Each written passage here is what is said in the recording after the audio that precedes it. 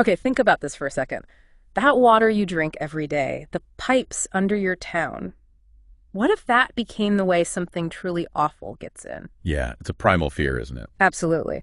And that's where we're going today. We're doing a deep dive into Talon Black's Nottawasaga Nightmare. It's this novel excerpt, throws us right into an apocalypse, starting in a Canadian beach town. And you've asked us to really get into the nitty-gritty, Right. how it starts, what these infected things actually are, and, how everything just falls apart when containment fails. Right. What Black does so well, right off the bat, is twist the familiar, that safe summer spot, turns terrifying fast. And it kicks off with the first drop. We're at the Wasaga Beach Water Treatment Facility. Michael Rourke, night shift tech, he gets this feeling, this premonition of screaming yet to come. Ooh, unsettling. And then, bam, alarms, pressure drop detected, tank 4B, then biohazard breach containment failure, and the smell, foul, something alive. And see, that's smart writing, not just the water's bad. That specific smell, foul, something alive, it hits you on a gut level, primal fear. Something wrong, invading your safe space. It's classic body horror, turning life into decay. Exactly. Okay. And then the real horror kicks in. Yeah. The pumps restart, pumping whatever that thing was from tank 4B. Oh, no. Deeper into the town's water system, pump it right into the town. It's like the town is poisoning itself from the inside out. Irreversible. Okay, so the source is the water system, but how does it, first manifest? Officer Jared Thompson finding Rourke, that scene sounds intense. It is. It's immediate and grotesque. Thompson finds Rourke basically, contorted, jammed against the tank room wall, eyes wide open, mouth stuck mid-scream. Wow. Then this sound, a horrifying inhalation, like breathing through a throat full of broken glass and mud, and out of his mouth comes this black, viscous, bubbling sludge. The text calls it the essence of decay made manifest. It's symbolic, corruption made physical. But here's the kicker, the thing that sets the pace.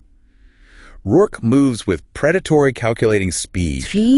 Yeah, 28 days later fast. Black tells us right away these aren't your slow, shambling types. This is something fast, smart, relentless. The tension just ramps up instantly. That speed changes everything.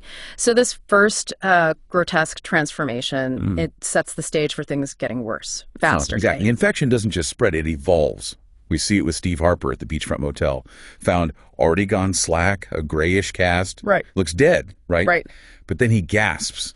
A sharp, wet sound. He resurrects. Yeah. Black foam at the lips. It suggests like an alien intelligence driving a dead machine. So not just reanimated, but upgraded. Sort of. They get faster, animal fast, and the characters notice it too. They realize they were evolving, they were getting smarter.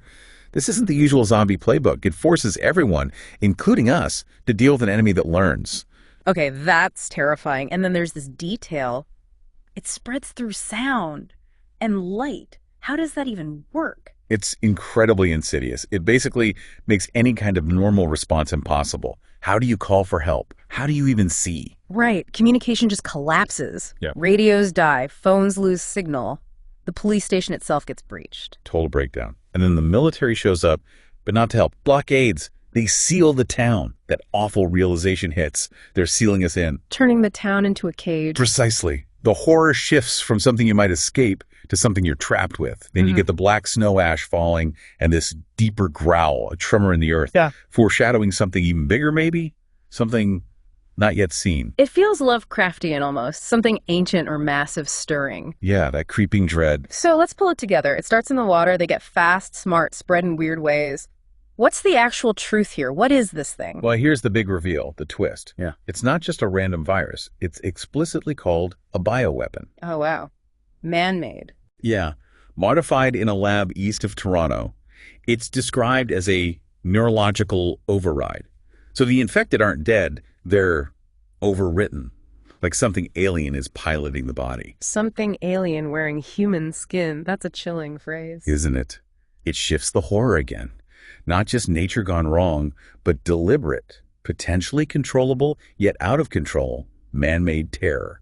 It raises all sorts of ethical questions, taps into real-world fears about bioweapons. I'm intelligent. Hunting. Yes, which makes them far more dangerous predators. And the final nail in the coffin, the absolute worst part, What's that? they come back. Even the ones you burn. Oh, come on. You can't even destroy them. Apparently not permanently. It implies this endless resurfacing nightmare. No hope of a clean slate, no final victory, just Persistence. So this whole deep dive into Nottawasaga Nightmare, it's really a stark look at how fragile things are, isn't it? How the systems meant to keep us safe, water treatment, communication, can become the very means of our destruction. It really hits home. Black uses this familiar setting to show how quickly our modern world, our infrastructure, can betray us. It feels very vulnerable. It does, and it leaves you thinking, if help isn't coming, if trying to signal just makes things worse, and you can't even truly destroy the threat, what's the absolute last thing you do? What move do you make just to survive another hour? That's the question here there. Black leaves hanging, isn't it? A really unsettling place to end.